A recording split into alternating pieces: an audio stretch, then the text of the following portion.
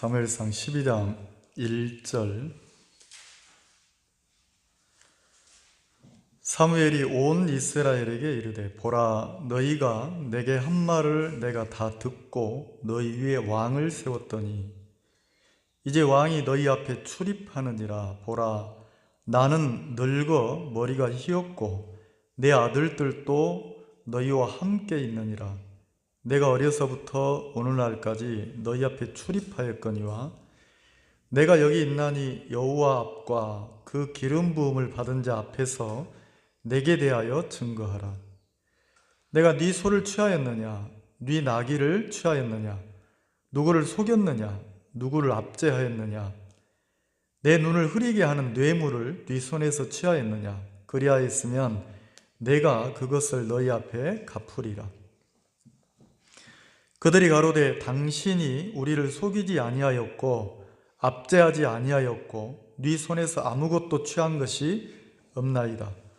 사무엘이 백성에게 이르되 너희가 내 손에서 아무것도 찾아낸 것이 없음을 여호와께서 너희에게 대하여 증거하시며 그 기름 부음을 받은 자도 오늘날 증거하느니라. 그들이 가로되 그가 증거하시나이다. 5절까지 읽었습니다.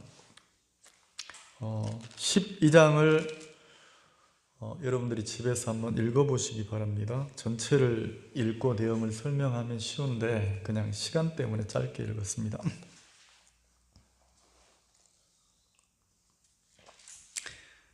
분위기가 어떤 분위기냐면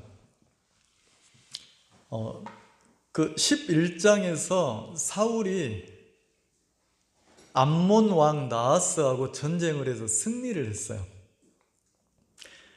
그래서 그 전에는 사무엘이 이렇게 사울을 기름 붓고 왕으로 세웠는데도 사울도 자신이 왕이라는 것을 받아들이지 못하고, 그리고 백성들도 사울이 왕으로 세워졌지만 100% 다 인정을 못하는 거예요. 그래서 그 일부, 비류라고 표현했지만 일부 사람들이 사울이 무슨 왕이야, 저게 무슨 왕이야, 우리를 인도할 만한 감이 못 돼, 이렇게 취급을 한 거죠. 근데 이제 암몬 왕 나하스가 쳐들어와서 그 이스라엘을 완전히 모욕할 목적으로 쳐들어온 거예요. 모욕을 주고 싶어서. 그 사람이 이렇게 살면서 그냥 형편에서 오는 어려움은, 그것도 물론 힘들죠. 근데 이제 형편에서 오는 어려움은 마음이나 정신 세계가 강하면 이겨낼 수가 있어요. 내가 좀 가난하고, 내가 좀 못 배우고, 내가 좀 이렇게 형편이 힘들어도 마음이나 정신 세계가 강하면 그 형편을 이겨낼 수가 있거든요. 근데 모든 조건이 갖춰져 있어도 이 마음이, 정신 세계가 이렇게 약하면 형편은 얼마든지 살아날 수 있을 것 같은데 정신이나 마음 세계가 깨뜨려지면 못 이겨내는 거예요. 뭐 실례가 될지 모르겠는데 막 우리 어렸을 때 막 60년대, 70년대 막 요 시대에는 뭐 더 어려운 시대를 사신 어른들 계시지만 우리나라 경제가 70년 이후에 막 이렇게 새마을운동하고 이러면서 급변했잖아요. 그럼 어린 시절을 생각해 보면 가난하잖아요. 왜 그렇게 가난하고 먹을 게 없는지 가난하잖아요. 근데도 무슨 불행하다, 어렵다 이 생각이 안 들었고, 그리고 이제 그 시절을 겪고 인생을 이렇게 살아보니까 무슨 어지간한 무슨 어려운 일이 와도 내가 저것 때문에 뭐 못 살겠다, 내가 힘들다 죽겠다 이런 게 없는 거예요. 왜냐하면 막 어렵고 힘겨운 시대를 이겨내고 이제 살아온 부모님 세대니까, 그래서 어지간한 어려움은 다 이겨낸다는 거죠. 지금 유명한 서울의 그 학원 거리에 진풍경이 벌어졌다는 거예요.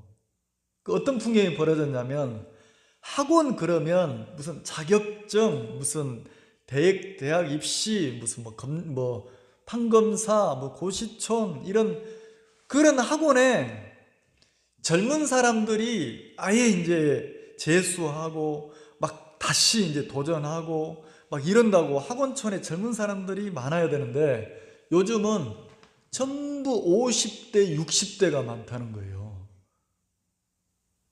자격증반 그 학원가에, 우리나라 유명한 학원가에.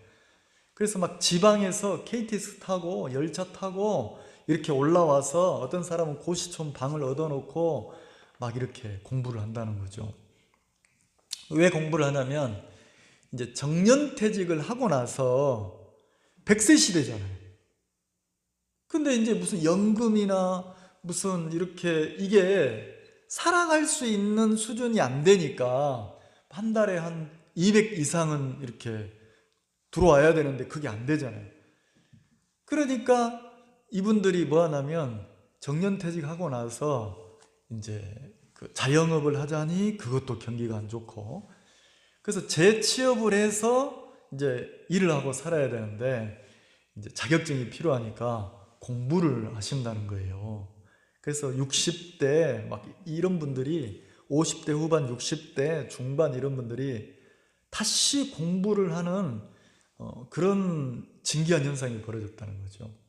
그분들을 이렇게 인터뷰를 하면 뭐라고 하냐면 내가 아직 젊은데 내가 움직일 수 있을 동안에는 내가 돈을 벌어서 자식들을 또 손자들을 손녀들을 이렇게 해줘야 되지 않냐. 그래서 그분들이 계속 배운다는 거죠. 어떻게 보면 이제 그 나이가 되면 아까 간증하신 분처럼 일 그만하고 싶고 이제는 뭐 하고 싶어요?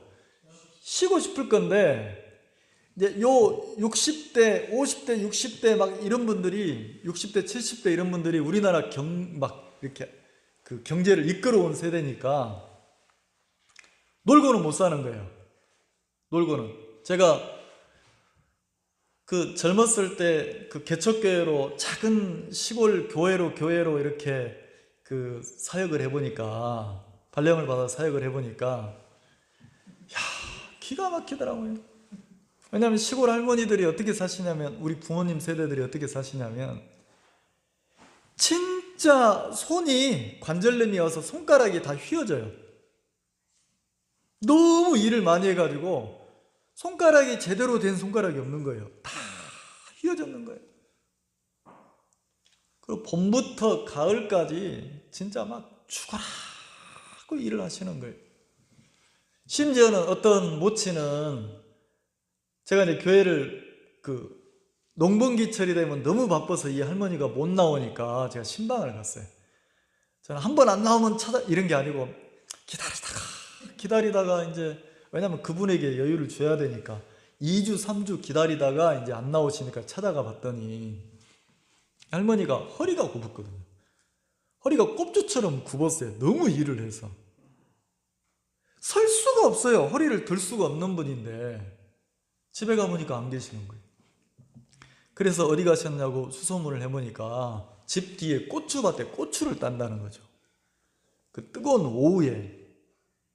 그래 가봤더니 할머니가 허리가 굽어서 뭘 들 수가 없으니까 참 지혜롭죠. 이 머리가 얼마나 일을 하고 핑핑 돌아가시는지. 왜냐면 뭐 내가 허리 아프다고 일을 이런 게 아니에요. 어쨌든 형편을 이겨내고 살아오신 분들이니까 허리가 굽었는데도 들지도 못하는데도 그 밭에 가봤더니 할머니를 부르니까 할머니가 저 안에 고추밭에서 계시는데 허리를 못 펴니까 안 보이잖아요. 대답만 하는데. 나중에 보니까 그 무릎하고 팔 쪽에다가 비닐을 이렇게 고무줄로 칭칭 묶어가지고 기어다니면서 고추를 따는 거예요. 허리를 못 피니까. 그 다라이를 하나 끈으로 묶어가지고 끌고 다니면서 고추를 따는 거예요. 그럼 이 고추를 따면 또 어떻게 옮기시나 봤더니 유모차 있죠. 유모차. 제대로 못 걸으니까, 서서 못 걸으니까 유모차를 의지해서 다니시는데 유모차에다가 아이를 태우는 게 아니고 딴 고추를 다 담아가지고 그걸 일일이 집으로 옮기시는 거예요. 근데 그렇게 해서 어떻게 하시냐면 돈을 모아서 손자들한테, 손녀들한테, 아들, 딸들한테 돈을 이렇게 주시는 거죠. 그러니까 뭐 늘 하시는 말씀이 이제 내년부터는 농사 안 지어야지. 내년부터는 조금만 지어야지. 내년부터는 아이고 죽겠네. 내가 늙어서 이제 못 하겠네. 그 얘기를 하고 그 다음에는 또 뭐예요? 또 합니까? 안 합니까? 그러니까 이게 막 멈출 줄 모르는 거예요. 계속 그렇게 하시는 거죠. 그렇게 이제 인생을 사는 것처럼 이제는 정년퇴직을 해서 쉬어야 될 나이가 됐는데도 이제 지금 시대의 사람들도 못 쉰다는 거죠. 내가 몸이 성해서 움직일 수 있는 만큼은 이렇게 이제 일을 하려고 한다는 거죠. 그러면 암몬 사람 나하스가 이렇게 쳐들어왔을 때, 암몬의 왕이 쳐들어왔을 때 목적이 뭐냐면 이스라엘, 하나님을 섬기는 이스라엘 나라 사람들에게 모욕을 주는 게 목적이에요. 모욕.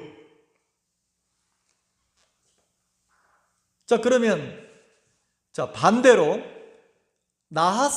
암몬 왕 나하스는 하나님을 섬기는 이스라엘 백성들에게 모욕을 주는 게 목적이고, 반대로 이스라엘 백성들은, 하나님을 섬기는 신앙하는 이스라엘 사람들은 가장 수치스러운 게 뭐냐는 거죠. 하나님을 섬기고 살 때 내가 막 돈이 없거나 내가 막 명예가 없거나 내가 무슨 막 이게 뭐 세워지자, 이게 모욕이 아니고 내가 신앙을 잃어버리고 사는 것이 가장 모욕이잖아요. 큰 모욕이잖아요.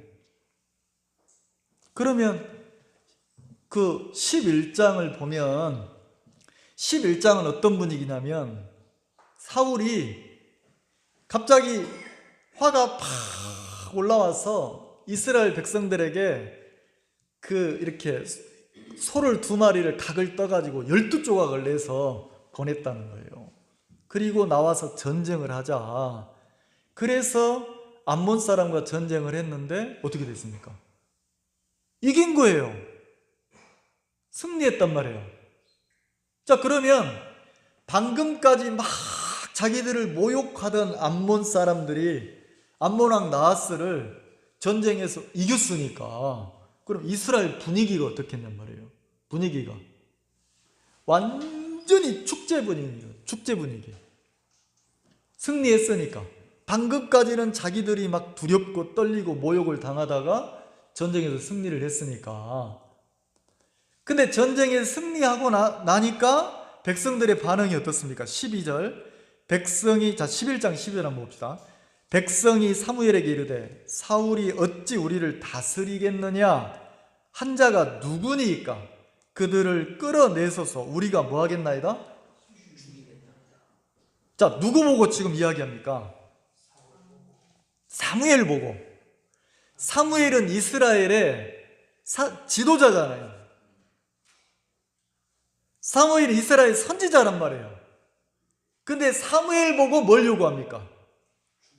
저 끌어내세요. 예?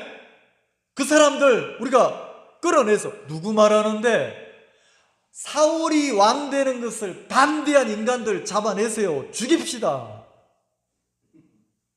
자, 그 말은 지금 분위기가, 이스라엘 분위기가 이제는 사무엘의 말을, 사무엘을 크게 듣거나 사무엘을 높이거나 이런 분위기가 아닌 거예요. 이제 사무엘을 넘어가서 누가 이제 이스라엘 백성들 마음의 지도자로 딱 세워졌습니까? 사울이. 그래서 사무엘 앞에 죽여야 된다고 막 이러는 거예요.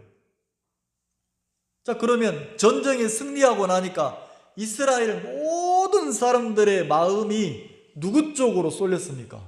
사울 쪽으로. 자, 사울이 왕으로 딱 세워지니까 왕 주변에는 왕을 보필하는 측근들이 쫙 모입니까? 안 모입니까? 그러면 왕 주변에서 사울이 왕 되는 걸 반대했던 사람들, 죽이자고 한 사람들이 모르긴 해. 기록은 안 됐지만 제가 볼 때 어떤 사람들이 모였을까 생각해 보니까 사울이 무슨 지파입니까? 베냐민 지파잖아요. 그리고 사울의 외가가 어느 쪽입니까? 길르앗 야베스 쪽이잖아요. 그러니까 아마 모르긴 해도 일가 친척 주변 사람들이 팔을 걷어붙이고 나섰을 거예요. 팔을 걷어붙이고. 그리고 뭐 하자고? 반대했던 사람들을 뭐 하자고? 죽이자고. 누구한테 겁박을 합니까? 사무엘한테. 그래 이제 백성들이 사무엘을 겁박해서 이렇게 얘기를 하는데 다른 백성들이 나서서 이야기할 수 있어요? 잘못된 걸 이야기할 수 있어요? 이야기하면 죽을 판인데 못하는 거예요. 그런 분위기인 거예요. 근데 12장에는 사무엘이 이제 마지막으로 그 이스라엘의 선지자로서 마지막으로 이스라엘 백성들에게 강론하는 얘기를 하는 장면이에요. 그리고 모든 것을 이제 사울에게 넘기는 장면인데, 자 12장 1절 보세요. 분위기가 이런 분위기예요. 누구 하나 나서서 사울을 잘못됐다고 지적하거나 사울이 지금 그렇게 하면 안 된다고 이야기를 조언할 수 없는 분위기예요. 근데 그 분위기 속에서 사무엘이 뭐라고 합니까? 백성들은 사무엘한테 막 따지는데 그때 12장에 사무엘이 백성들에게 이 얘기를 하는 장면이란 말이에요. 그래서 그 소제목에도 12장 그 위에 보면 성경에, 여러분 성경에 그렇게 되어 있습니까? 사무엘의 무슨 말? 마지막 말 이렇게 표현이 되어 있어요. 그래 이 내용이 전체 내용이 12장이 어떤 내용이냐면 사무엘이 선지자로서 이스라엘 백성들에게 이제 마지막으로 한 얘기예요. 왜 마지막으로 한 얘기입니까? 백성들이 사무엘의 말을 들으려고 해요, 안 해요? 안 하는 거예요. 그 누구만 따릅니까?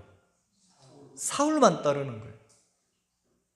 그런 분위기에서 지금 11장은 완전히 사울 중심으로 나라가 모였고 축제 분위기란 말이에요. 누구를 위한 축제입니까? 우리에게 왕이 세워졌다. 새 왕, 사울을 위한 축제 분위기란 말이에요. 근데 왜 축제 분위기죠? 전쟁에서 승리한 것이 사울에게 영광이고 그 왕을 섬기는 것이 이스라엘 백성들 마음에 이거다, 이 길로 가는 거다, 이게 옳은 길이다 이렇게 생각한단 말이에요. 자, 그럼 11장의 분위기는 온통 축제 분위기인데 반대로 한번 보자는 거죠. 반대로. 자, 사무엘을 통해서 어떤 걸 볼 수 있냐면, 만약에 그 분위기를 사무엘이 기뻐한다면 하나님 앞에서 이스라엘 백성들을 이끌어온 사무엘의 마음에 그걸 기뻐한다면 하나님도 기뻐할 건데, 문제는 이스라엘 백성들이나 사울이나 온 사람들이 다 기뻐하는데 사무엘은 지금 기뻐합니까? 슬퍼합니까? 뭐가 안 맞잖아요. 사무엘은 너무 마음이 아파하고 슬퍼하고 힘들어하는데 사울과 이스라엘 백성들은 축제 분위기고 기뻐하고 좋아한단 말이에요. 자, 그러면 11장의 암몬과 전쟁에서 승리하고 난 분위기가 하나님도 기뻐하냔 말이에요. 하나님도. 그래서 사무엘이 하나님을 대변해서 마지막으로 이스라엘 백성들에게 이야기를 하는 거예요. 이스라엘 백성들은 못 느끼는데 사무엘이 너무 가슴이 아파서 이야기를 한단 말이에요. 뭐라고요? 자, 12장 1절 사무엘이 온 이스라엘에게 이르되, 자, 이 온 이스라엘은 어떤 이스라엘입니까? 11장의 이스라엘이에요. 암몬과 전쟁에서 승리를 한 이후에 이제는 자기들에게 세워진 사울 중심으로 마음이 옮겨가서 완전히 이제는 사기 충전한 거예요. 그런 이스라엘 백성들에게 자, 어느 누구 하나 사울이 행한 것이 잘못됐다고 인지를 못해요. 어느 누구 하나 이건 아니라고 감각을 못 갖는 거예요. 그리고 간혹 한두 명이 이건 아닌데, 우리나라가 이렇게 흘러가면 안 되는데, 그걸 느낀다 해도 그걸 이야기할 수 있는 분위기입니까? 이야기를 못하는 분위기입니까? 네, 그런 분위기예요. 그 이스라엘 백성들에게 사무엘이 이야기하는 거예요. 뭐라고? 보라, 너희가 내게 한 말을 내가 다 듣고 너희 위에 왕을 세웠더니. 자, 왕을 세울 때 하나님의 계시를 받아서 하나님의 마음을 따라서 왕을 세웠다고 합니까? 너희들의 요구를 따라서 왕을 세웠다고 합니까? 그러니까 이거는 하나님이 원해서 세운 게 아니고 너희들이 원해서 왕을 세웠다는 거죠. 2절, 이제 왕이 너희 앞에 출입하느니라. 자, 이제부터는 너희 앞에 누가 출입한다고요?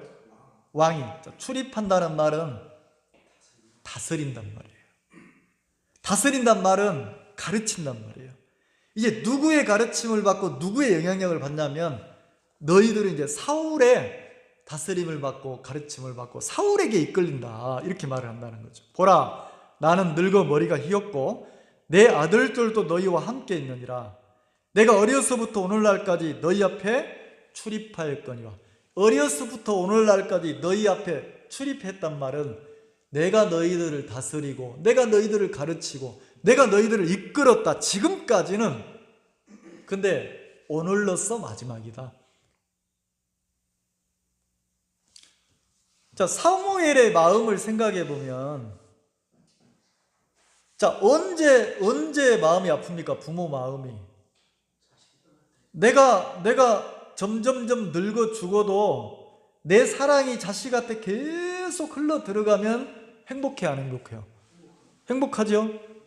근데 품 안의 자식이라고 그렇게 엄마밖에 모르고 아버지밖에 몰랐던 그 효자 자식놈이 딱 결혼하고 나더니 지 마누라밖에 모르는 거예요. 그리고 막 무슨 조금만 일이 생기면 아버지 탓이라 하고 어머니 탓이라 하고 지가 저랬다 하고. 그러니까 어느 순간부터 품 안의 자식이라고 내 새끼가 아니고 남의 새끼인 거예요. 그래서 그 상담을 해보면 그 어머니들이, 모친들이 무슨 얘기를 말하냐면 전현한테 뺏겼다고, 전현한테 내 아들 뺏겼다고 이러거든. 뺏겨야 정상인데 뺏겼다는 거예요. 자, 뺏기고 나면 이상하죠. 이 마음이, 부모 마음에는 계속 자식의 사랑을 주고 싶은데 사랑은 안 흘러 들어가고 돈만 흘러가는 거예요. 그래서 막 외로움을 느끼는 부모들이 많다는 거죠. 그럼 사무엘의 마음은 계속해서 이스라엘 백성들을 하나님 앞에 올바로 이끌어주고 싶은데 반대로 백성들이 사무엘을 원합니까? 원하지 않습니까? 원하지 않는 거예요. 다시 말해서 올바른 신앙의 길을, 신앙으로 걸어가는 인생길을 원하지 않는단 말이에요. 그러면 신앙하는 내 마음을 더듬어 보면 내가 신앙인으로서 하나님 앞에 부끄럽지 않은 올바른 길을 걷기를 원하는가?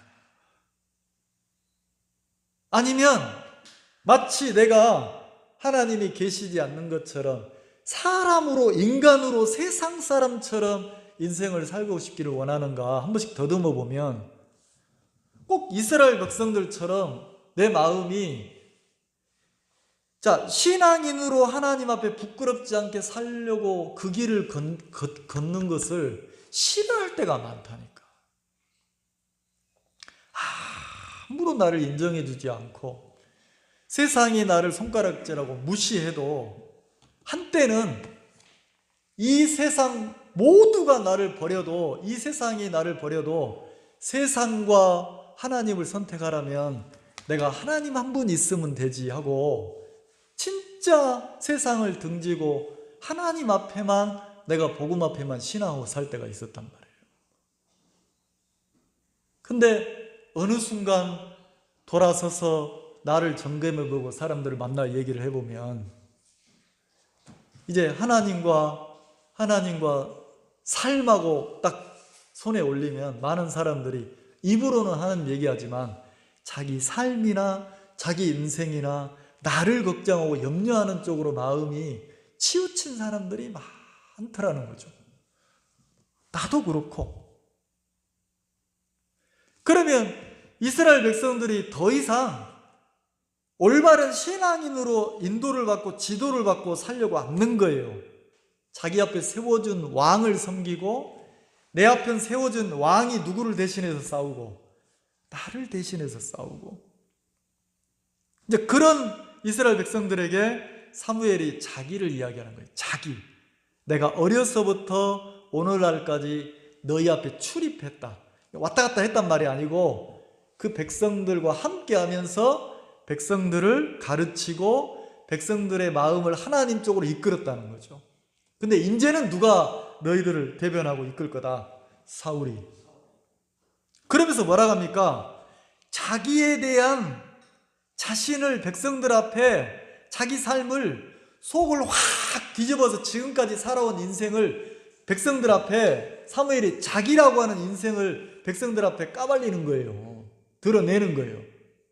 그리고 내가 나를 한번 증거 드러내볼 테니까 너희들이 내가 하나님 앞에 잘못 살았는지 올바르게 살았는지 너희들이 한번 판결을 해봐라. 이렇게 얘기하는 거예요.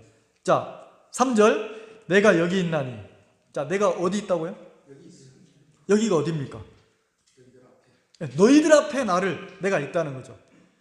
그래서 여호와 앞과 그 기름 부음 받은 자 앞에서 내게 대하여 증거하라. 내가 여기 있으니까 하나님 앞에서 너희들의 왕 앞에서 나를 한번 평가해 보라는 거죠. 그러면서 뭐라고 합니까? 자, 내게 증거하라. 내가 네 소를 취하였느냐? 네 나귀를 취하였느냐? 자, 내가 누구의 소나 나귀를 내가 욕심부린 적이 있냐? 누구를 속였느냐? 누구를 압제란 말 알죠? 자기 위치를 가지고 사람들을 억압하는 거예요. 자, 교회에서는 어떤 대통령이 지금은 이 땅을 떠나신 대통령인데 어떤 대통령이 그 얘기를 하더래요. 자기 아내하고 청와대에서 자기 아내하고 그냥 무슨 나무 이야기, 그 나무가 좀 이렇게 건강에 안 좋대 이야기를 했는데 그 다음날 보니까 청와대 그 나무가 다 사라졌대요.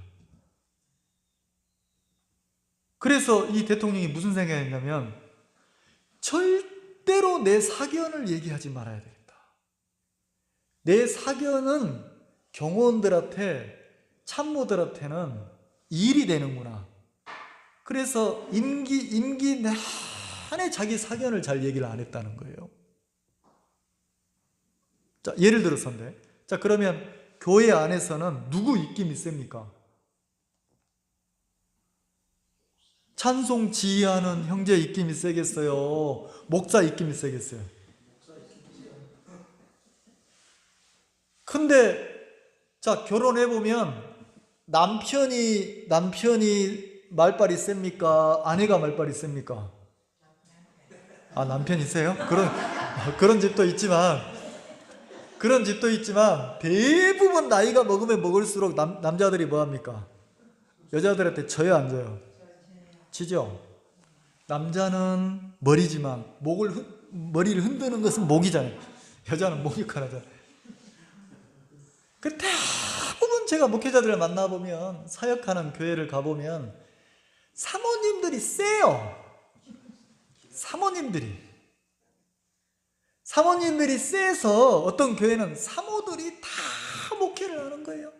장령들 막 개인 상담도 하고 그리고 사모들이 그 치맛바람이라고 하죠. 세가지고 교회에 좀 이렇게 힘 있는 사람들을 딱 요직에 앉혀가지고 어떻게 합니까? 그 사람들을 꽉 잡는 거예요. 세다는 거죠. 그러면 교회는 그래서 저는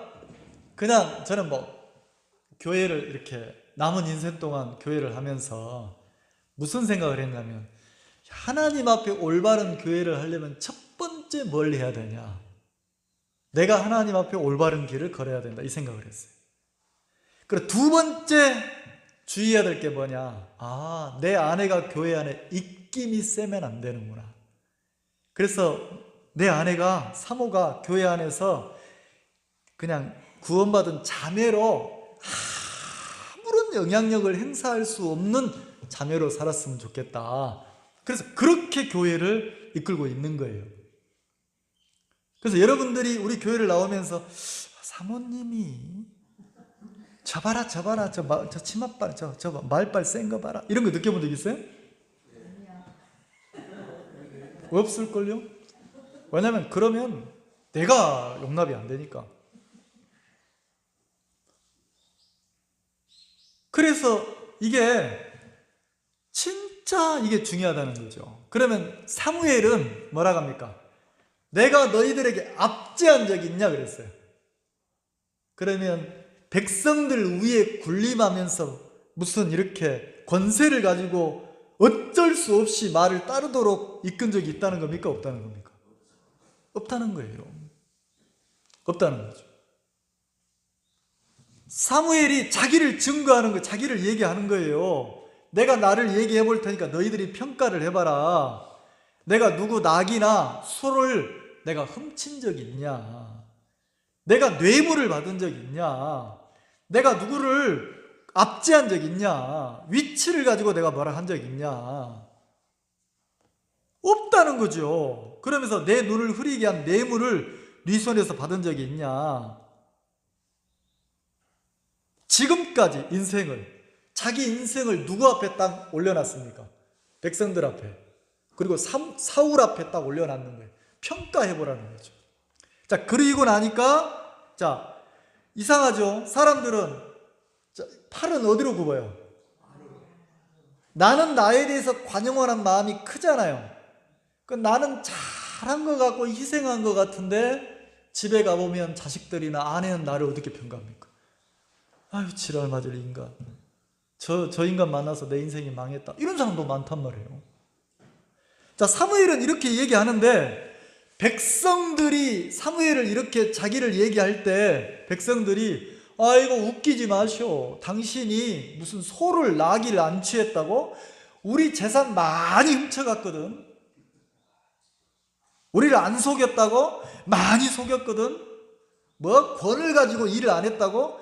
권세 가지고 막 당신이 권을 가지고 함부로 했잖아. 자, 이렇게 느끼는 백성들이 있을 수 있잖아요. 이 말 이해가세요? 그래서 자기를 딱 내놨는데, 자, 4절 같이 읽어봅시다. 4절 시작. 그들이 가로되 당신이 우리를 속이지 아니하였고 압제하지 아니하였고 네 손에서 아무것도 취한 것이 없나이다. 자, 백성들이 사무엘의 삶을 인정했어요, 안 했어요? 인정했죠. 그럼 사무엘이 뭐 잘못된 삶을 살아서 이스라엘 백성들이 사무엘을 버리고 떠나갔습니까? 아니라는 거예요. 사무엘은 하나님 앞에 진짜 부끄럽지 않게 인생을 살았는데 문제는 이스라엘 백성들의 마음이 하나님을 떠나서 사람을 세우고 사람을 왕 삼아서 살려고 한다는 거죠. 자, 사무엘이 자기를 다 내놨어요. 그리고 평가를 받아봤어요. 그래, 백성들도 사무엘의 인생을 하나님 앞에 올바른 인도자로 살았다고 인정을 했습니까? 안 했습니까? 했죠? 자, 그러니까 뭐랍니까? 사무엘이 5절에 사무엘의 백성에게 이르되 너희가 내 손에서 아무것도 찾아낸 것이 없음을 여호와께서 너희에 대하여 뭐 했다고요? 너희들이 나를 힐책할 것이, 나를 책망할 것이 없는 인생으로 인정한 것처럼, 자, 누구도, 하나님도 나를 뭐 했다고요? 내 삶을 인정했다는 거죠. 이 말은 사무엘이 하나님 앞에 인생을 살았다는 거예요. 하나님 앞에 부끄럽지 않게 살았다는 거죠. 자, 그리고 뭐라고 합니까? 그 기름 부은 자 받은 자도 오늘날 증거하는 자. 사울도, 너희들의 왕 사울도 나를 책망하거나 힐책하거나 나를 흠잡을 게 없다는 거죠. 그렇게 얘기했어요. 그러니까 사무엘이 백성들 앞에서 뭘 자꾸 얘기합니까? 자기를 얘기하죠. 자, 백성들 마음은 이미 누구를 버렸어요? 사무엘을 버렸죠. 그 사무엘 말을 들으려고 해요, 안 해요? 안 하죠. 근데 그런 백성들을 향해서 하나님 앞에서 내가 너희들 앞에 나를 평가받아 볼게. 그러니까 막상 백성들도 사무엘을 흠잡을 게 있어요, 없어요? 없죠. 그래서 사무엘이 뭐라고 합니까? 너희들이 나를 흠잡을 게 없는 것처럼 하나님도 뭐 한다고요? 내 인생을 증거하신다는 거죠. 그러면 하나님 앞에서도 내가 그렇게 살았다. 너희들 왕도 나를 책망할 것이 없을 거다. 이렇게 얘기했단 말이에요. 왜 이렇게 얘기합니까? 사무엘이. 왜 이렇게 얘기해요? 자, 어떤 분이 나와서 한 주간 살면서 내가 어떻게 살았는지 막 하나님 앞에 간증을 해. 하나님 앞에 내가 어떻게 이끌림을 간증을 해. 근데 막 간증을 들어보니까 너무 은혜로운 거예요. 근데 간증을 막 하는 동안 옆에서 어떤 자매는 지랄하고 있네. 지가 거짓말하고 있네. 이러고 있는 거예요. 누구냐면 아내인 거라, 아내. 와, 저 인간 뻔뻔하네. 말 잘하네. 거짓말 잘한다. 집에서는 개판이면서 저렇게 믿음으로 살았다 간다. 집 밖에 막 하나님 앞에 교회 앞에 이야기를 하고 있는데 한쪽 구석에서는 아내가 이러고 있는 거예요. 왜? 아내는 지금 이야기하는 남편을 봅니까? 실제 같이 사는 삶을 봅니까? 이 말 이해가세요? 자, 그러면 그렇게 하고 있다면 이 사람이 말은 뻔지르르 하지만 실제 삶은 평가를 할 때 빵점이라는 거죠. 이 말 이해가시죠? 그럼 사무엘이 나를 너희들이 평가해봐라 그러면서 자기를 삶을 내놨는데 삶이 엉망이라면 내가 선지자거든 너희들 마지막으로 내 말을 들어야 돼 얘기할 때 말빨이 서겠어요, 안 서겠어요? 안 쓰는 거예요. 근데 자기 삶을 다 내놨는데 하나님 앞에도 부끄럽지 않은 하나님이 인정하는 삶이었고 백성들도 인정할 수밖에 없는 삶을 살았다면 마지막으로 사무엘이 얘기할 때 사무엘의 말이 그들에게 작게 들리겠습니까? 크게 들리겠습니까? 크게 들릴 거라는 거죠. 그래서 사무엘이 어쩔 수 없이 자기 삶을 백성들 앞에 내놓은 거예요. 뭐 하려고? 전하고 싶은 메시지가 있어서. 그래서 이 5절까지는 그 자기를 증거한 내용이고 6절부터는 진짜 하고 싶은 이야기를 하는 거예요. 그래서 5절에 뭐라고 합니까? 하나님이 인정하셨고 너희 왕도 내 삶을 힐문할 수 없도록 증거했고 그 다음 그들이 가로되 그랬어요. 자, 백성들이 사무엘의 삶을 그가 인정하신다는 거죠. 누가 인정을 했다는 겁니까? 하나님이. 자, 하나님도 사무엘의 신앙을, 그러니까 사무엘의 삶이 신앙이 하나님 앞에 부끄럽지 않다고 하나님이 인정했다는 거죠. 자, 그리고 나서 6절부터는 사무엘이 진짜 하고 싶은 얘기예요. 자, 사무엘이 백성에게 이르되 모세와 아론을 세우시며. 자, 사무엘이 무슨 이야기를 합니까? 모세와 아론 이야기를 하는 거예요. 자, 모세와 아론 그러면 이스라엘 백성들에게는 뭘 상징합니까?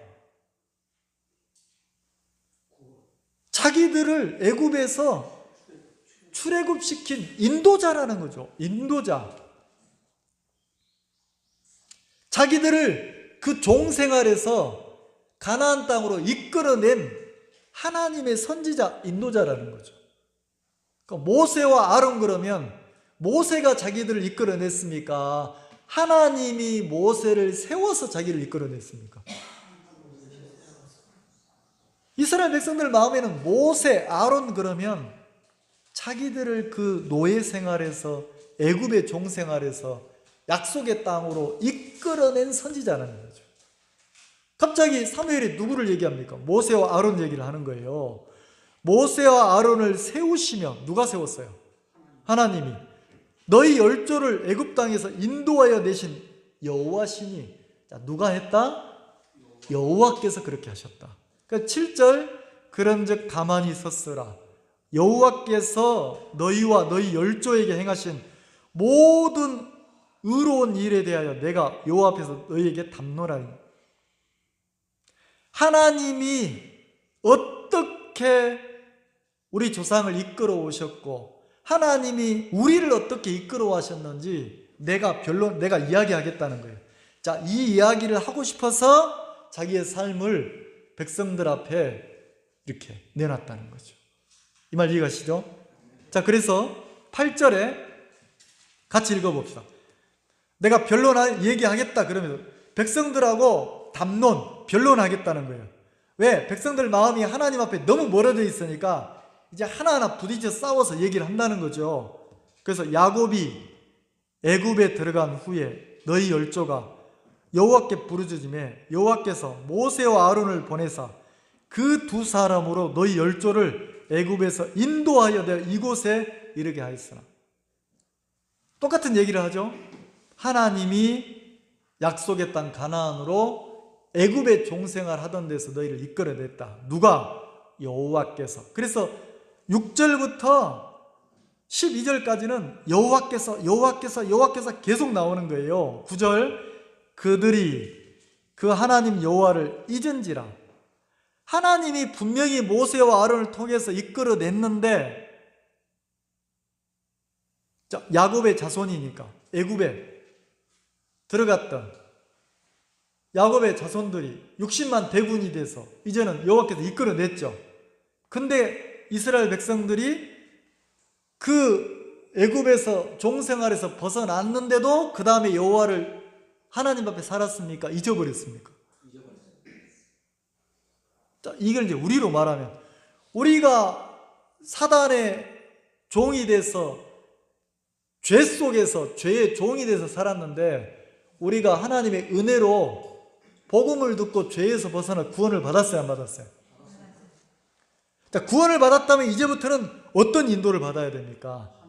네, 선하신 여호와의 인도를 받아 살아야 되는데 구원받을 때 너무 기쁘고 좋고 행복했는데 그리고 나서 그 다음부터 뭐가 모락모락 올라오더니 또 내가 여호와를 잃어버리고 아휴, 하나님이고 신앙이고 교회고 내가 지금 내 코가 석자인데 무슨 신앙이야. 내 발등에 불부터 꺼야지. 자, 그리고 여호와를 버리고 떠나간 사람들이 많아요, 안 많아요? 그걸 얘기하는 거예요.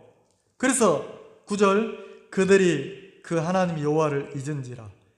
그렇게 잊어버리니까 여호와께서 그들을 하솔의 군장 시스라의 손에, 블레셋 사람의 손과 모압 왕의 손에 붙이셨더니. 자, 사무엘이 무슨 얘기를 꺼내냐면 너희들이 여호와를 잊어버렸다 하면서 뭐라고 하냐면 하나님이 여호와를 잊어버린 그들에게 사람을 붙였다는 거죠. 누구? 하솔의 군장 시스라. 자, 시스라라는 사람에게 너희들을 붙였다. 그리고 블레셋 사람의 손에 너희를 붙였다. 모압 왕의 손에 너희를 붙였다. 여호와를 잊어버리면 하나님이 이방 사람을 붙여가지고 어떻게 합니까? 그들을 식민지 한다는 거죠. 막 지배를 당하고 고통을 당하니까 그때 잊어버렸던 하나님을 생각해서 또 뭐예요? 막 하나님께 구원해달라고 구해달라고 막 기도한다는 거죠. 그럼 하나님이 또 건져내주고 그러면 또 하나님이 지켜보는 거예요. 이놈이 또 여호와를 찾는가. 근데 또 희한하죠. 화장실 들어갈 때 마음하고 나올 때 마음이 달라. 금방 하나님이 이끌어내주면 마치 애굽에서 출애굽 시켜주니까 여호와를 잊어버리고 이방신을 섬긴 것처럼 출애굽하고 나서도 금방 여호와를 잃어버리니까 가나안 군대장을 시스라에게 붙이니까 얼른 이렇게 건져내니까 잊어버리고, 블레셋 손에 붙이니까 또 하나님 이러다가 또 잊어버리고 이러더라는 거예요. 그 내용이란 말이에요. 그래서 10절, 백성이 여호와께 부르짖어 가로되. 자, 이렇게 붙이니까 백성들이 막 하나님을 찾더라는 거죠. 우리가 여호와를 버리고 바알들과 아스타롯을 섬김으로 범죄하였나이다. 그러하오나 이제 우리를 원수들의 손에서 건져내사 그리하시며 우리가 주를 섬기겠나이다. 이번만 우리를 도와주시면, 이번만 우리를 살려주시면 하나님이 이 블레셋의 억압에서 우리를 건져내시면 우리가 여호와를 섬기겠습니다. 하나님이 일해주세요. 하나님 도와주세요. 이러더라는 거죠. 그래서 11절 같이 한번 읽어요. 시작. 여호와께서 여룻바알과 베단과 입다와 나 사무엘을 보내사 너희를 사방의 원수의 손에서 건져내사 너희로 안전히 거하게 하셨거늘. 막 하나님 도와주세요. 하나님 한 번만 은혜를 입혀주세요. 내가 진짜 더 이상 이렇게는 못 살겠습니다. 하나님 살려주세요. 도와주세요. 이렇게 기도하니까 하나님이 보냈다는 거예요. 보냈다. 자, 11절에 포인트는 보내사예요. 보내사. 하나님이 보냈다는 거지. 누구를 보냈대요? 여룻바알, 베단, 입다, 사무엘 보냈다는 거지. 누가 보냈어요? 하나님이 뭘 듣고? 이스라엘 백성들의 기도를 듣고. 그러면 이걸 한번 설명해 보자는 거죠. 사무엘이 보냈다는 거지. 하나님이 누구를? 여룻바알 그랬어요. 여룻바알. 자, 그럼 여룻바알이 누굽니까? 바알을, 여룹이란 말은 바알을 쳐 부수고 깨뜨렸다는 소리니까 바알을 깨뜨린 사람을 보냈다는 거죠. 그럼 여룻바알이 누구예요? 여룻바알이 한번 찾아봅시다. 자, 그 앞으로 넘기면 사사기가 나와요. 사사기 4장 한번 봅시다.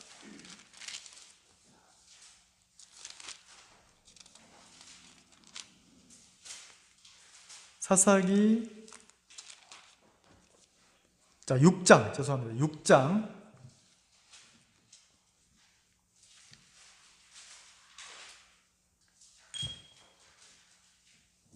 32절 한번 읽어봅시다. 시작. 그날의 기드온을 찾으셨습니까? 사사기 6장 32절 찾으셨어요? 같이 한번 읽어봅시다. 시작. 그날의 기드온을 여룻바알이라 하였으니 이는 그가 바알의 단을 회파했습니다. 바알이 더불어 쟁론할 것이라 함이라. 자, 여룻바알이라 했다. 누구를? 기드온을. 기드온이 무슨 일을 했다는 거예요? 바알의 단을 쳐 부쉈다는 거죠. 그러니까 여룻바알이라는 것은 바알을 쳐 부쉈다 이 뜻이라는 거지. 누가 바알의 단을 쳐 부쉈어요? 기드온이. 자, 기드온이 자기 아버지가 이방신을 섬기니까 그 25절 보세요. 이날 밤에 여호와께서 기드온에게 이르시되 네 아비의 수소 곧 7년 된 둘째 수소를 취하고 내 아비에게 있는 바알의 단을 헐며 그 단 곁에 아세라 상을 찍고. 자, 바알의 단을 헐고 아세라 목상을 도끼로 찍어가지고 불태워서 번제로 드리는 그 나무로 쓰라는 거죠. 지금까지는 우상을 섬기고 바알을 섬기고, 바알이 뭡니까? 풍요의 신이잖아요. 다산 풍요의 신. 나를 풍성하게 해주고 나를 번성하게 해줄 것 같은 것을 신으로 섬긴다는 거죠. 근데 하나님이 기드온을 통해서 뭐 하라겠습니까? 바알의 단을 헐으라는 거죠. 그리고 아세라의 그 목신을 도끼로 찍어서 불태우라는 거죠. 근데 기드온이 그 말을 듣고 지금까지 아버지가 섬겼던, 자기 조상이 섬겼던 바알의 신상을 쳐 부수고 아세라 신상을 도끼로 찍어서 번제로 드리는 나무로 태워버렸다는 거죠. 그래서 기드온을 뭐라 하겠습니까? 여룻바알, 바알을 쳐 부수고 바알을 깨뜨리고 바알을 훼손한 사람이라고 얘기를 하는 거예요. 여룻바알. 그걸 누가 보냈다고요? 우상을 섬기고 잡신을 섬기던 자기 조상들, 자기 민족들을 향해서 하나님이 기드온을 보내가지고 바알을 뭐 했다고요?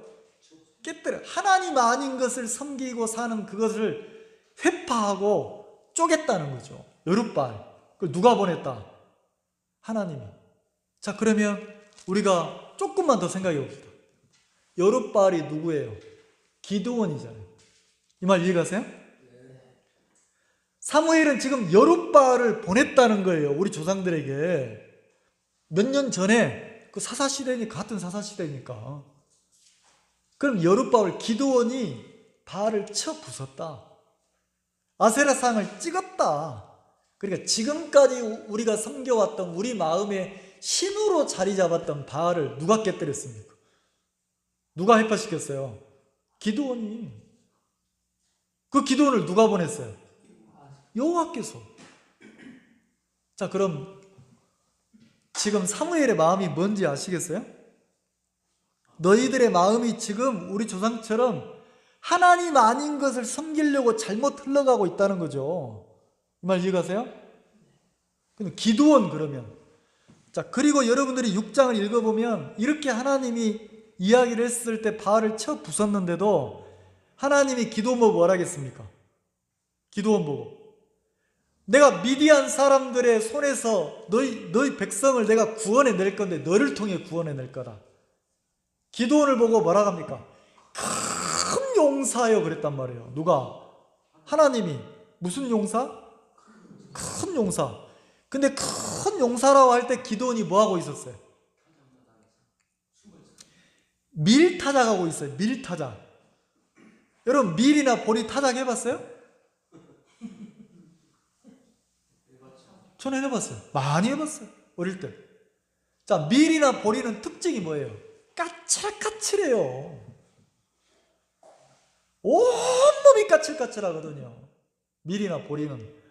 벼는 안 그래요. 벼는 좀 달라요. 밀 타작할 때 어디 좁은 데 들어가서 타작 잘 안 넣는단 말이에요. 근데 기드온이 밀 타작할 때 어디에 들어갔냐면 포도를 밟아서 깨는 포도주 틀 속에 들어갔어요. 왜? 이거 들키면 미디안의 식민지 생활을 했는데 미디안 사람들에게 다 뺏길까봐 몰래 타작한다고 포도주 틀 속에 들어가서 몰래 정정 타작하고 있는데 하나님이 큰 용사요 그랬단 말이에요. 뭐하고 있는데? 숨어서 밀 타작하고 있는데 뭐 하려고? 치 먹고 살려고, 안 죽으려고. 근데 큰 용사에 그랬단 말이에요. 그래서 뭐라 합니까? 하나님이 기드온아, 내가 너를 통해서 지금 식민지 생활로 막 고통당하는 이 백성들을 내 백성인데 미디안에서 내가 구원해 낼 거다. 너를 통해서 내가 너와 함께해서 내가 너를 통해서 구원해 낼 거다 그랬어요. 그래 기드온이 아멘 했습니까? 그래 안 했어요. 기드온이 아이고 하나님 말 같은 소리를 하십시오. 내 꼴을 보세요. 지금 포도주출에 내가 지금 밀타작하고 있지 않아요? 그러면서 기드온이 뭐 했습니까? 좋아요. 좋아. 그러면 진짜 하나님이 나와 함께 하셔서 나를 통해서 우리 백성들을 미디안의 손에서 건져내시려면 하나님이 나와 함께 하셔서 하나님이 나를 돕는다는 것을 보여주세요. 그러면서 누구를 시험했습니까? 자, 사사기 6장 37절 보세요. 36절 봅시다. 찾으셨죠? 같이 읽어봅시다. 시작. 기드온이 하나님께 여짜오되 주께서 이미 말씀하신 같이 내 손으로 이스라엘을 구원하려 하시거든 보소서 내가 양털 한 뭉치를 타작마당에 두리니 이슬이 양털에만 있고 사면 땅은 마르면 주께서 말씀하신 같이 내 손으로 이스라엘을 구원하실 줄 내가 알겠나이다. 자, 기드온이 지혜롭죠. 하나님이 내가 너를 보내서 일할 거야. 그러니까 기드온이 좋습니다. 하나님이 나와 함께 하신다면 나를 통해서 이스라엘 백성들을 구원하신다는 것을 믿게 해주세요. 그러면서 그 양털이 있었나 뭐 양털 한 뭉치를 딱 가지고 오더니 어디다 놨어요?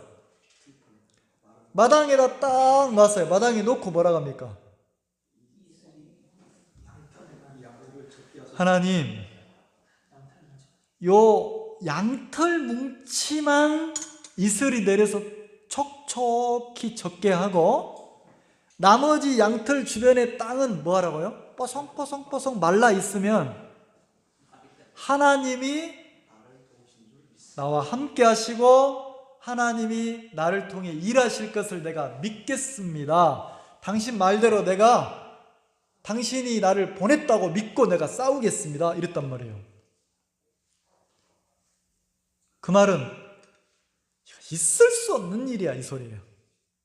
근데 그 다음날 자고 나니까 나가보니까 양털에만 물이 가득 이슬이 묻어있고 사방은 양털 주변으로 뽀송뽀송한 거예요. 꽉 짜보니까 물이 흥건해. 그러면 누가 하신 겁니까? 누가 함께 하신 거예요? 너무 분명하죠? 근데 기가 막히죠? 딱 그렇게 됐는데 속에서 하나 생각이 뭐락뭐락 생각 하나가 올라와. 무슨 생각?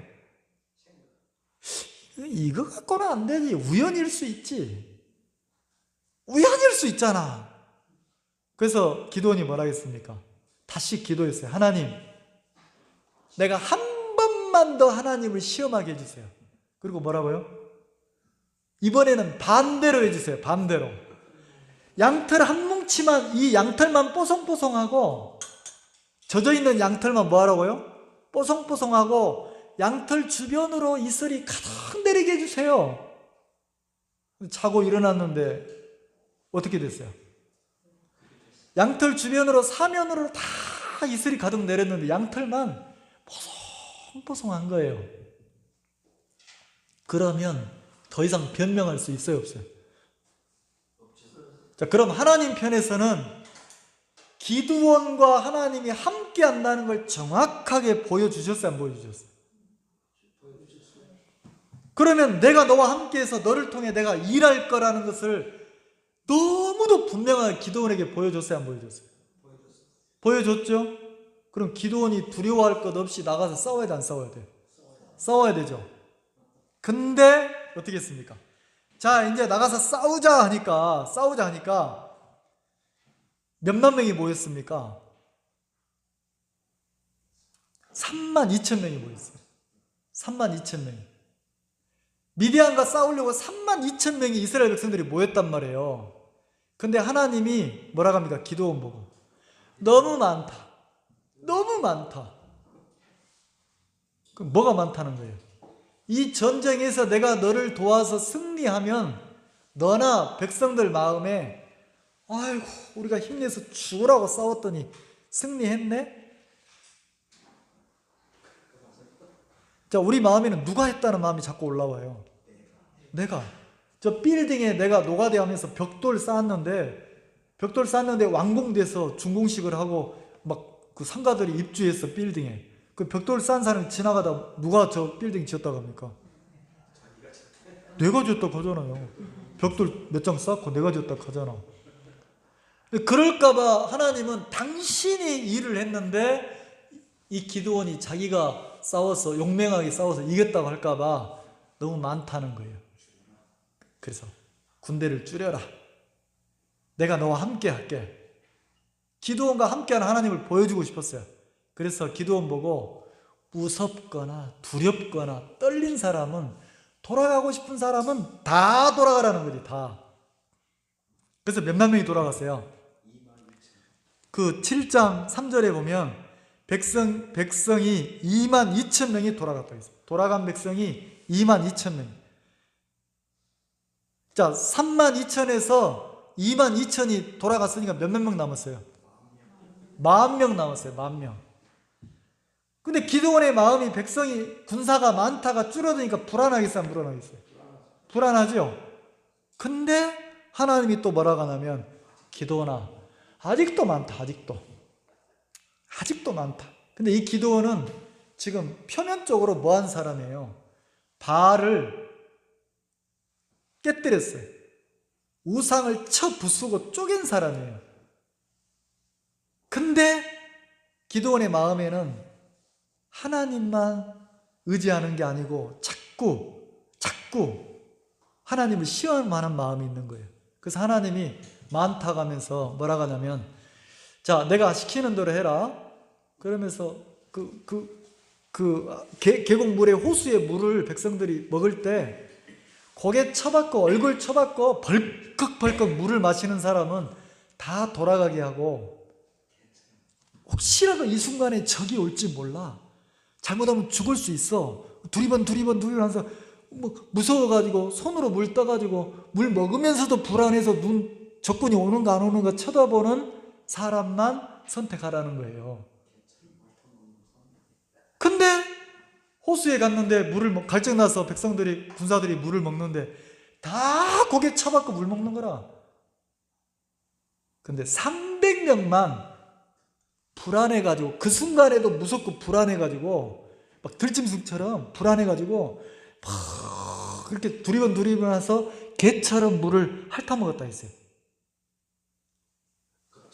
여러분 실험을 해보세요. 집에 가서 싱크대에 가서 물 이렇게 받아서 마시려고 해보세요. 잘 마셔지는가?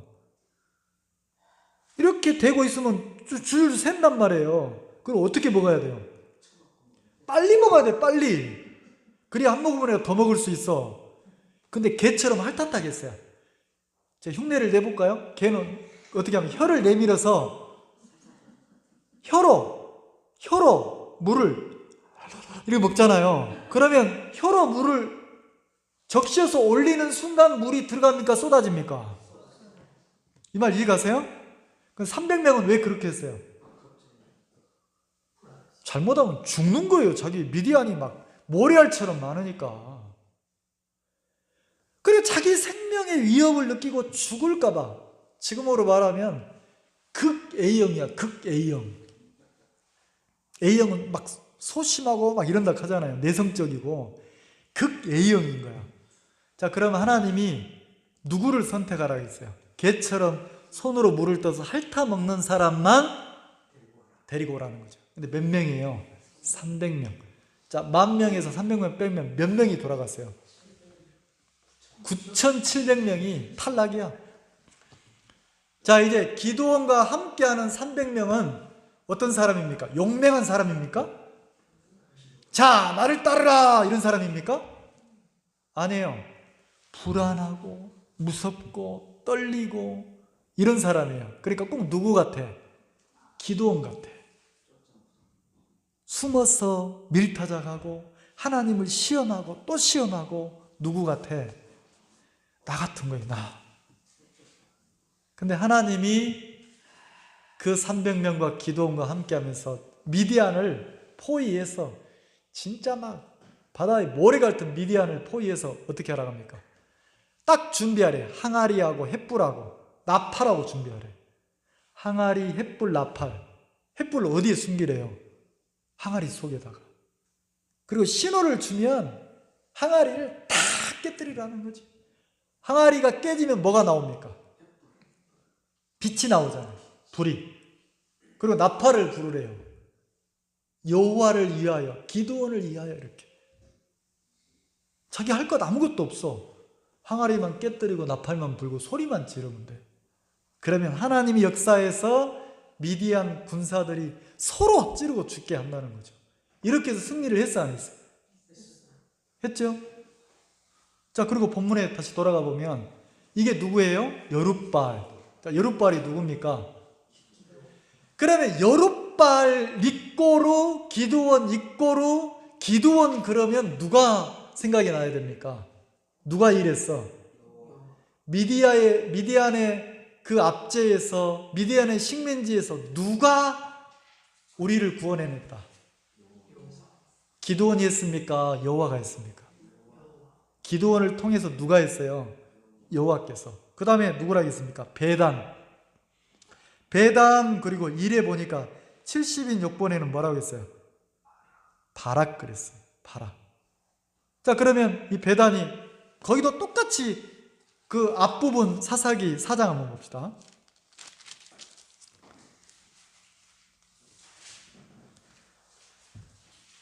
자, 이때는 가나안 땅에 들어와서 누가 선지자냐면 이스라엘의 그 유명한 여선지자 있죠. 여선지자가 사사로 세워져 있을 때요. 누구요? 드보라. 자, 드보라라는 선지자가 딱 세워져 있을 때인데 가나안의 왕 야빈이 그 가나안의 군대 장관이 시스라였어요. 시스라. 가나안의 식민지 생활을 몇 년 동안 했? 20년 동안 했단 말이에요. 20년. 그 사사기 4장 그 3절에 보면 이스라엘 백성들이 가나안의 식민지 생활을 20년 동안 했어요. 20년 동안. 그러면 그 가나안의 군대 장관 이름이 뭐냐면 시스라예요. 그때 드보라라는 여선지자가 자 4장 6절 보세요. 드보라가 보내어 아비노함의 아들 바락을 불러다가 누구를 불렀어요? 네, 바락을 불렀어요. 바락을 불러가지고 뭐라고 하냐면 이 가나안 군대하고 전쟁하라는 거죠. 전쟁. 나와 싸우라는 거죠. 그러면서 하나님의 뜻을 바락에게 전했어요. 하나님이 너와 함께 하신다. 하나님이 가나안의 손에서 지금 20년 동안 식민지 생활에 고통스러운 이스라엘 백성들을 너를 통해서 구원해 내실 거다 그랬단 말이에요. 누가 지금 얘기하고 있어요? 여선지자가. 근데 바락이 뭐라고 했습니까? 하나님이 함께 합니까? 내가 나가 싸우죠. 이렇게 하고 나와 싸웠습니까? 자, 거기 보세요. 8절. 자, 7절에는 분명히 하나님이 시스라라는 그 적군을, 군대 장관을 네 손에 붙이겠다고 했어요. 근데 이 바락의, 그러니까 이스라엘의 군대 장관의 반응을 보세요. 8절 같이 한번 읽어봅시다. 시작. 바락이 그에게 이르되 당신이 나와 함께 가면 내가 가려니와 당신이 나와 함께 가지 아니하면 나는 가지. 장관이, 군대 장군이, 이스라엘 대표하는 장군이 바락인데 이 장군이 못 간다는 거예요. 누가 가면 가겠다는 거예요? 여선지자. 이게 이해가 될지 모르겠는데 갑자기 오부기 형제님이 죄송합니다. 갑자기 누가 새벽에 술 취한 사람인가 막 소리를 지르면서 현관문 입구를 막 쾅쾅 쳐. 나오라고 이놈아 막 이러는 거야. 그러면 아내하고 딸하고 사니까 누가 나가야 돼? 오형제님이 어떤 놈이 와서 지랄해. 누구야? 여보 나가지 마. 위험하잖아. 괜찮아. 내가 어떤 놈 확인할게. 자, 이렇게 해야 되잖아요. 맞죠? 근데 갑자기 막 쾅쾅 소리 나니까 아내가 여보 누가 강도 왔나 봐. 강도? 안 되는데 그러더니 오형제님이 당신이 나가봐. 당신이. 내가 여잔데 어떻게 나가? 그럼 같이 나가자. 같이 나가보자. 자, 이러면 믿을 만한 사람입니까? 이거 뭐라고 그래야 돼요? 겁쟁입니까? 이 말 이해가세요? 지금 누가 이러고 있어요? 바락이라는 이스라엘을 대표하는 그 군대 장관이 지금 그 시스라라고 하는 가나안에 전쟁을 해야 되는데 하나님이 너와 함께 한다고 얘기하는데 누구 치마폭을 붙잡아요? 드보라라고 하는 여선지자가 치마를 붙잡고 뭐라고 합니까? 나 못 가. 죽어도 못 가. 누가 가면 간다고요? 당신이 함께 가면 내가 갈게 이러는 거예요. 그래서 드보라가 뭐라고 합니까? 야, 하나님이 분명히 일하실 건데 네가 영광을 받을 건데 하나님이 분명히 시스라를 죽일 건데 네가 하나님을 믿지 못했으니까 전쟁은 승리하지만 너는 부끄러움을 당할 거야 그랬단 말이에요. 그래서 어떻게 됐어요? 결과가 전쟁을 했는데 누가 승리했어요? 이스라엘이 승리했어요. 근데 적군인 군대장관 시스라가 도망을 갔는데 어디로 도망갔습니까? 자기 측근의 집에 도망갔단 말이에요. 자기 측근의 집에. 측근의 집으로 도망갔는데 마침 그 자기 친한 집에 들어갔는데 그 집에 여주인이 있었어요. 여주인의 이름이 야엘인데 여주인이 그 군대 장관이 도망갔는데 어떻게 했습니까? 너무 지치고 막 그 전쟁에서 피해 다니고 도망 다니고 못 먹고 이러니까 기진맥진해 있는 이 시스라 군대 장관에게 음식을 주고 좀 쉬라고 그랬어요. 그 침대에 누워서 치는데 너무 목마르다 가니까 우유도 먹였어요. 먹고 너무 지쳐 있을 때 먹고 나면 뭐예요? 졸립잖아요. 그래서 잠들어서 자고 있는데 이 여자가 텐트 고정시키는 쇠말뚝을 갖다가 이 남자 이 경수리에 꽂아서 망치로 때려서 죽여 붙는 거예요. 자, 적군의 20년 동안 식민지 생활하던 그 적군의 군대 장관을 누가 죽였다고요? 여자가, 가정주부가 죽였단 말이에요. 이 말 이해가세요? 근데 지금 이스라엘의 군대 장관 바락은 누구를 두려워하고 있어요? 그 시스라를 두려워하고 있어요. 누가 죽였는데? 가정주부가 죽인 그 사람을 두려워서 떨어서 못 나가겠다는 거예요. 이 말 이해가시죠? 근데 그 바락을 통해서 이스라엘을 가나안의 식민지에서 구원해냈어. 누가? 그럼 오늘 본문에 보면 그 바락을 누가 보냈다고 그래요? 여호와께서. 그 다음에 또 입다를 보냈대. 입다. 여러분 입다 그러면 진짜 무지하고 미련하잖아요. 하나님을 제대로 몰라. 맹세를 한단 말이에요. 하나님이 당신이 구원해 내겠다 했는데 이 입다는 어떻게 합니까? 그 암몬의 군대에서 이스라엘을 건져낼 때 입다를 통해 일할 때 소원했어요. 소원. 만약에 하나님이 나와 함께해서 암몬의 군대를 쳐 부수고 우리를 승리케 하시면 내가 그 성에서 가장 먼저 나오는 사람을 번제로 드리겠다고 했어요.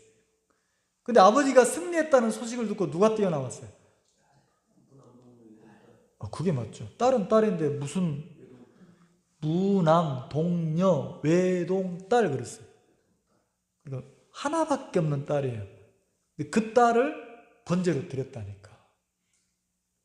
근데 왜 번제로 드렸냐? 하나님을 모르는 무지에서 드린 거예요. 그렇게 드리지 않아도 되는데. 그래서 입다 그러면, 시간이 없어, 입다 그러면 하나님을 모르는 무지한 인간을 표현할 때 입다를 표현을 해요. 자, 그럼 본문에 가봅시다. 사무엘상 12장 11절에 여호와께서 여룻바알이 누군지 알겠죠? 기드온. 그 기드온 그러면 용맹이 있어요? 대단해요? 아니죠. 근데 진짜 믿음 없고 나약하고 이런데 이 기드온을 통해서 누가 이스라엘을 구원해냈어요? 여호와께서. 그 다음에 배단이 바락이죠. 바락 그러면 뭘 상징합니까? 대단한 무슨 용맹 있는 사람입니까? 치마법 붙잡고 군대 장관이 여선지자 보고 같이 나가자 하잖아요. 근데 그 가나안 20년 식민지에서 이 배단을 통해서 누가 구원했어요? 여호와께서. 그 다음 입다. 그 다음에 뭐라 했어? 나 사무엘. 사무엘은 자기를 대단한 사람으로 얘기합니까? 이런 사람들처럼 나는 아무것도 아닌 사람인데 이런 나를 통해서 누가 일했다는 겁니까? 여호와께서. 그리고 여러분들이 나중에 집에 가서 읽어보시면 12절부터는 하고 싶은 이야기를 해요. 사무엘이. 너희들이 미디안이 쳐들어왔을 때, 암몬이 쳐들어왔을 때, 12절에 암몬이 쳐들어왔을 때, 암몬왕 나하스가 쳐들어와서 너희를 모욕할 때, 그러면 그렇게 우리 조상들에게 역사하고 일했던 하나님이 분명히 일하실 건데 너희들은 하나님 앞에 무릎을 꿇은 게 아니고 누구를 구했다? 왕을 구했다. 그래서 왕을 세웠다. 그거는 너희들이 누구를 버린 거냐면 하나님 여호와를 버린 거다. 그렇게 얘기하는 거예요. 근데 막 사기가 중천하고 사기가 대단한 승리해서 이런 백성들한테 그 얘기를 하는 거예요. 뭐라고? 누구를 버렸다고? 자기는 잘했다고 드디어 승리했는데 이제 우리나라도 잘 나갈 거다 하는데 사무엘이 뭐라고 합니까? 너희들이 누구를 버렸다? 여호와를 버렸다. 여호와를 버렸다. 그러면서 뭐라고 합니까? 나는 더 이상 너희들을 지도하거나 가르치지 않겠다. 내가 뒤에서 너희들을 위해 기도는 하지만 더 이상 너희들에게 안 가르친다. 근데 뭐라고 합니까? 너희들이 마음을 돌이켜서 여호와를 섬겨야 된다. 너희들의 왕도 하나님만 의지하고 섬겨야 된다. 근데 만약에 그렇지 않으면 우리 조상들에게 하나님이 이렇게 어려움을 줬듯이 다시 너희들이 어려움을 당할 거다. 그러면서 이스라엘 백성들 마음을 누구를 섬기라고 합니까? 자, 12장 14절 15절 이게 사무엘이 하고 싶은 메시지예요. 14절 15절 한번 읽어봅시다. 시작. 너희가 만일 여호와를 경외하여 그를 섬기며 그 목소리를 듣고 여호와의 명령을 거역지 아니하며 또 너희와 너희를 다스리는 왕이 너희 하나님 여호와를 쫓으면, 자, 사무엘의 마음에는 이스라엘 백성들과 왕이 누구를 섬기기를 바랍니까? 여호와를. 그러면 사무엘의 눈에는 전쟁에서 승리해서 막 좋아하는 이스라엘 백성들의 마음이 이미 하나님을 떠났어요, 안 떠났어요? 떠나 있다는 거죠. 이미. 근데 백성들은 그걸 못 느끼고 있는 거예요. 그래서 시간이 좀 많이 지나서 여기서 마치겠습니다. 우리 마음도 그런 것 같아요. 내 마음도. 나는 못 느끼는데 내 마음이 이미 하나님을 떠나서 어떤 일이 잘 되고 막 전쟁에서 승리하고 막 신앙의 모양을 내고 이러니까 우리가 하나님 앞에 신앙하는 것처럼 느끼지만 실제 하나님 편에서 나를 보면 막 안타까워 할 만큼 내가 하나님과 멀어져 있지는 않는가, 이거를 많이 돌아보게 된다는 거죠. 그래서 마음을 다하여 하나님만, 여호와만 섬기는 하나님 앞에 사는 그 신앙이 회복될 때 그리스도인으로서 가장 아름답고 행복한 인생이라는 거죠. 기도하겠습니다.